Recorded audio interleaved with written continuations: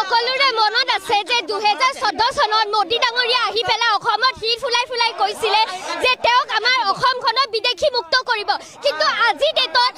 মোদী আহি পেলাই আমাৰ অসমখন বিদেশী মুক্ত কৰিব গৈ আছে নে তেওঁলোকে বিদেশী যুক্ত কৰিব গৈ আছে তেওঁলোকে হিৰ ফুলাই ফুলাই কৈছিলে যে অসম চুক্তি তেওঁলোকে আখৰে আখৰে মানিব কিন্তু কি হ'ল এই কাখনৰ যি সময়সীমা প্ৰথমটো আমি কাখন কেতিয়াও মানা নাছিলো আৰু আমি কেতিয়াও নামানো আমি নামানা সত্ত্বেও তেওঁলোকে কাখন আনিলে আনাৰ পিছত এতিয়া তেওঁলোকে কি কৈছে কাৰ যি সময়সীমা আছিলে সেয়া 10 বছৰলৈ আৰু বৃদ্ধি কৰিছে তাৰমানে কি সবতছে বেছি বিদেশী বুটা কোনে ল'ব লাগিব তেওঁলোকে ক'ব পাৰে যে 4 জনে বিদেশী আহিছে 2 জনে বিদেশী আহিছে কিন্তু আমি সকলোৱে জানো যে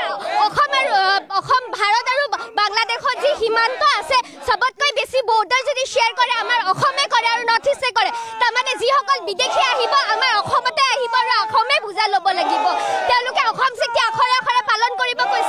বুলি কৈছিলে কিন্তু তেওঁলোকে অসম চুক্তিখন অপমান কৰিছে এইখন চৰকাৰে অসমীয়া জাতিটোক যিমান তুচ্ছ তাচ্ছিল্য কৰিছে হয়তো কোনো চৰকাৰে আজি ডেটত কৰা নাছিলে এইখন চৰকাৰৰ দিনতে তেওঁলোকে জয় বাংলা দিছিলে তাৰমানে কি আছিলে তেতিয়া আচলতে অসমবাসী ৰাইজে বুজি পাব লাগিছিলে যে এইখন চৰকাৰে উঠি পৰি লাগিছে অসমীয়া জাতি আৰু ভাষাটোক ভৰিৰে মোহাৰিবৰ কাৰণে আৰু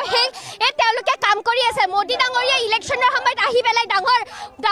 ভাষণেৰে কয় যে এ ফৰ আছাম কিন্তু এ ফৰ আছামত যি বিহুত যি খাদ্য খায় তেওঁ সেই খাদ্যটো তেওঁলোকে GST লগালে গুড় চিৰা মুড়ি সকলোতে GST লগালে তাৰমানে এফালৰ পৰা যদি ক'বলৈ যায় তেনেহ'লে